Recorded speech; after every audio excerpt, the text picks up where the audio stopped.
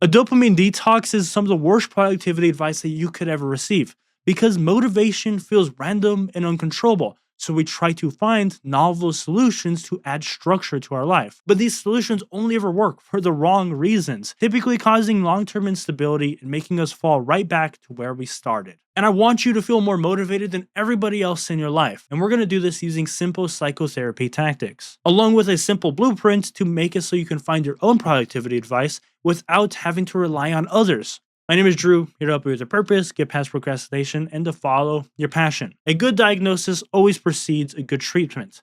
This is exactly what we need to focus on. People have tried for years to do habit formation, be disciplined, and cultivate their own motivation. We take actions every single day, just for when nightfall comes around, we all tell ourselves the same thing. I hope tomorrow is different. We always expect some big fundamental change in our life, and yet it never actually happens. In a psychotherapy context, this is because we are stuck in something called binary thinking, where the thoughts that we are having insist upon themselves, where there are no root causes. A simple case of this is somebody going to psychotherapy saying, I am lazy. You think that this is some inherited trait within you. And without a good diagnosis, a good reason why you are lazy, you will never find a proper treatment for that case. It's like imagine you go to a medical doctor and your doctor gives everybody the exact same pain pill, no matter what issue they are having. For some people, yes, this might actually work. If you have a headache and you just need to sleep it off, then a pain pill might actually be the solution you need. But for somebody with a broken bone or heart disease, a pain pill is just going to make your situation worse. This is exactly what traditional productivity advice is like.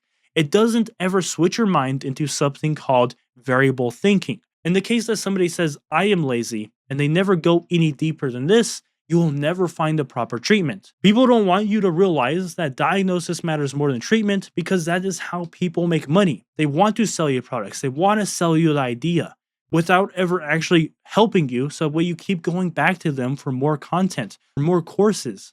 Laziness could be caused from a dozen different things: emotional avoidance, environmental factors causing habitual thoughts, or even your physiological state. The same thing goes when you feel really tired. If you're tired after the gym, this could be because of your glucose level. Tired in the morning, it could be because of your cortisol levels. Tired when you sit down to work could be caused by a miscalculation in your brain by your DACC, your dorsal mid anterior cingulate cortex.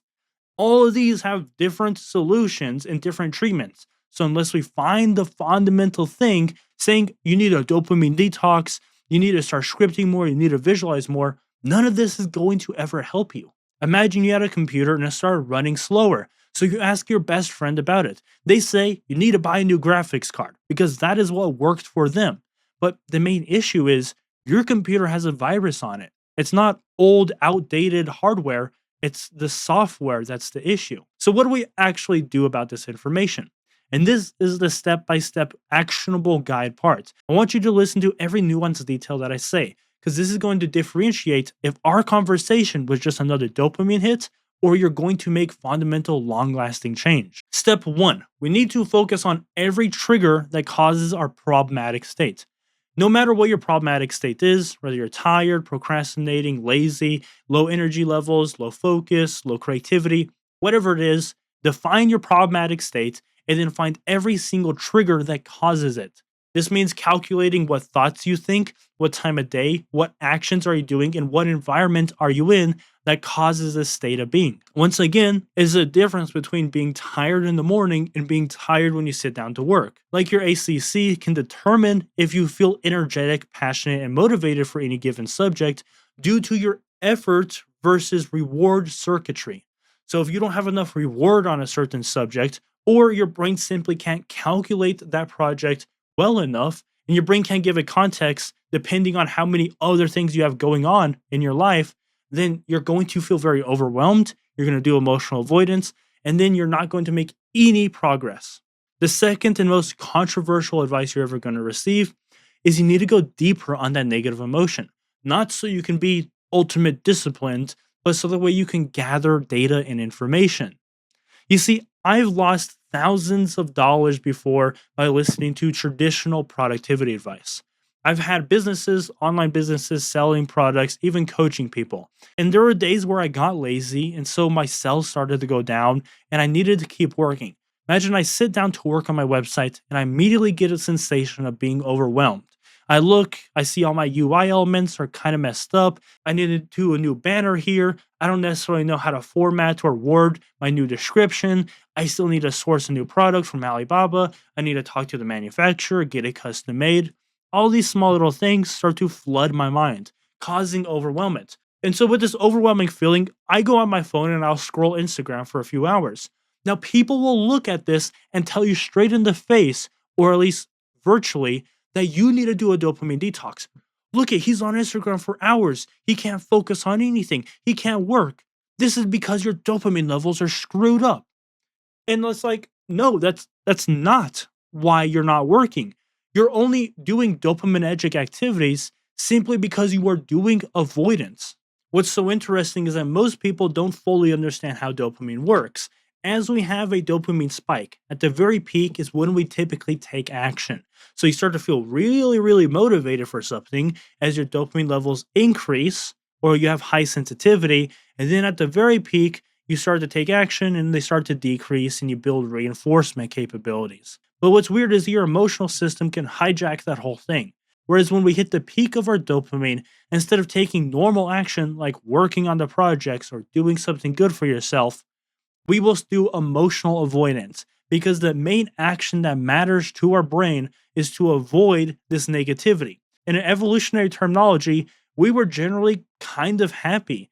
Anything that impacted our mental health actually alternatively challenged our survival capabilities. If somebody from our tribe made fun of you or a project was too big for you to handle, there was actually a chance you'd get kicked out of the tribe and possibly be on your own and then die that way. Or if a project's too big and there's too much responsibility, that means you would exert too many calories, too much energy, and the project would end up killing you by like an actual physical means. So the emotions you feel actually has a correlation to your brain's ability to predict death. Due to this factor, the best action that we can take in any given moment is to run away from death. So when you feel really overwhelmed at work, it's not some sort of small little thing we can kind of brush off. It's your brain calculating that you might actually die. And so therefore the action you're going to take is to avoid that emotion altogether, which means going on your phone, shutting down your emotional processing systems, and making it so you don't have to feel those emotions anymore. So step one is to find all of the triggers and understand your problematic state. Step two is to actually dive deeper into this, even though it's really scary, because we need to understand if our emotions that we are feeling is a form of overwhelmment, anxiety, fear, trauma, memories you're having from previous experiences. The third and most important step is to actually process all of that data that we gathered through activating our parasympathetic nervous system. So we have two main systems in our brain and our body. One is a fight or flight, and one is a relaxation. Our goal is to activate the relaxation part of our minds. When this system is activated, we're able to do a multitude of things. For one, our default mode network activates, so we're able to process a lot of the data we collected. Your brain's actually able to figure out and kind of accumulate all that data that we've had from the work that we've done. It starts to process, do subconscious formatting, and creating stories behind the problems that we've had. So if you feel really overwhelmed at work, it might be connected to another memory, which might be connected to another set of data. Your brain starts to make all these little connections and starts playing with the information like it's Play-Doh. This is a good thing. You want your brain to kind of wander, to make creative ideas, to find solutions. The only way it does this is through a form of relaxation and activation of the parasympathetic nervous system. When the same system is also activated, your creative abilities, just in general, artistic or even emotional, get amplified. And so the way that we want to do this and the way that you activate this is a few different methods. Firstly, any form of relaxation, meaning that you need to get rid of all threats. If you're afraid of somebody barging in your door and bothering you while you're trying to meditate, that is going to keep your mind constantly activated. The more of a logical thought processes you have, the more you're trying to constantly predict the outcome of things, the more of a sign that you're in a fight or flight situation than a relaxation situation. Imagine if you go to a job and you're constantly trying to predict, Should I go in the elevator? What if I meet this person in the elevator? I need to go to lunch exactly at this time to avoid this person, to avoid this situation. Those analytical thoughts where you're moving from X, Y to Z to B to W, this is all because you're in fight or flight. Instead, when you're at home, there are no threats. You're not scared of anything happening. You're not trying to calculate for anything. Then you are in that relaxation mode. Along with this, we need to have a proper amount of stimulus. There's a big phenomenon online called shower thoughts. And the reason shower thoughts are so powerful, and this is a perfect representation, is because you have a proper amount of stimulus to your mind.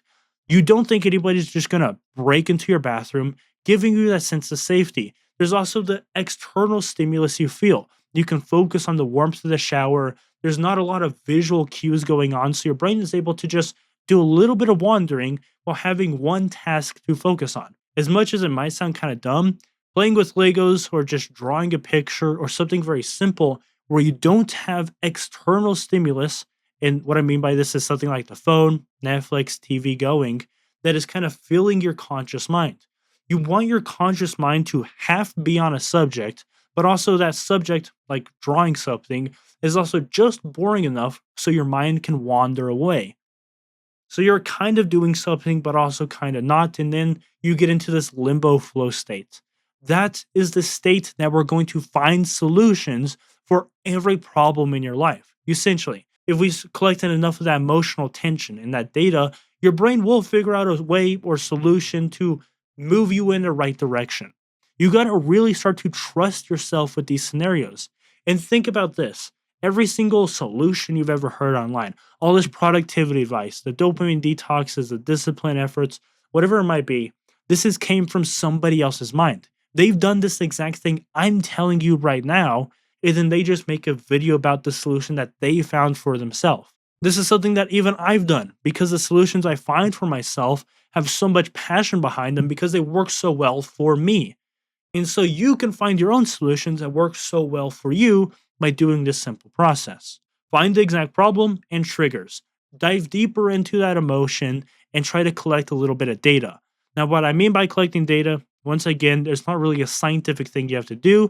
You just have to allow your body and mind to feel the emotion and to kind of get a sense of the scenario you're in. So that way, when we go and we fall into a relaxation state, meaning we're doing something simple, something relaxing where we don't feel threatened. We do it for a long enough period, maybe like drawing for an hour every single day or journaling about how I feel and just talking to myself. Some people might even pray. And during this process, we will do catharsis and emotional processing. This emotional processing will give your mind time to actually think, which is something in the modern world where we're constantly on our phones is a grand ability that most people don't actually care about or try to purposely implement. Through this process, you will find your own productivity advice. You don't really need other people's advice because your mind knows what is stopping you. The biggest thing is to always realize that you have the potential and you are innately passionate. You are innately motivated to do things. You want things, and therefore you should have motivation to go after those things. That's how the human mind works. You are supposed to be motivated. And anytime you're not, you're feeling tired, you're lazy, you're procrastinating, there's a reason for this. If you go through life with that mindset that there's a reason I feel this way, then you'll start to find your own solutions. Anyways, I hope this conversation has helped you. I'll see you next time.